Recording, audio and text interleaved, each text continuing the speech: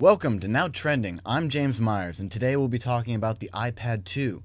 It was just released today by Apple, and 5 of its new features include that it has 2 cameras, one on the front, one on the back, so you can use FaceTime. It has a dual-core A5 chip. It'll speed things up. It has a 10-hour battery. It's thinner and lighter, and something really cool, they have this new thing called smartcovers. I'll explain that later. For the cameras, it has a 720p 30 frame per second camera on the front, and then on the one that will be facing you is for FaceTime is VGA and also 30 frames per second. Another cool thing about that camera is an app called Photo Booth. It's on the Mac you can use now. Pretty much it takes a picture of you and you can edit it right on there. Some of the other apps that are built in there are FaceTime, videos, calendar, photos, maps, contacts, mail, iPod, iTunes, YouTube, notes, all the self-explanatory ones. Some of the more important or new ones are the App Store, which was there before. You can pick whatever app you want. There's 65,000 different apps. There's plenty of them to choose from. Then they've got a new one called Find My iPad. Will allow you to, if you lose your iPad, find it using this app. You would think if you don't have the iPod, the iPad, how are you going to find it?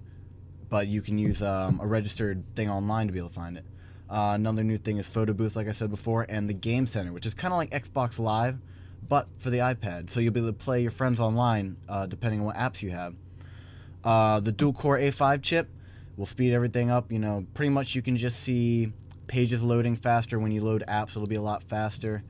You can do multitasking, and the 10-hour battery is a big plus there.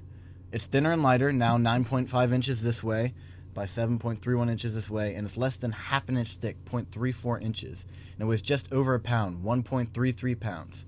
The screen is going to be 9.7 inches diagonally with 132 pixels per inch, and there are going to be 3 options in terms of storage: 16 gigs, 32 gigs, and 64 gigs. You'll also be able to choose between Wi-Fi and 3G. The Wi-Fi, which you'll be able to hook up to your home network, or say you go to Starbucks, a network in there, is going to be either $500 for the 16 gig, $600 for the 32 gig, or $700 for the 64 gig.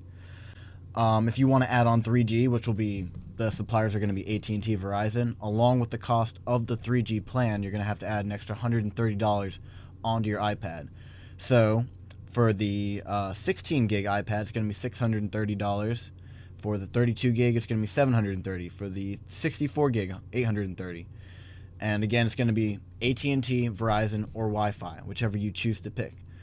The smart cover, this is the cool thing I was saying about before. As you can see in the pictures here, it's basically like a sheet of magnets, and you can put it right on it magnetically attaches the iPad, and you can either close it, so it protects the screen, or you can fold it into like a triangle thing.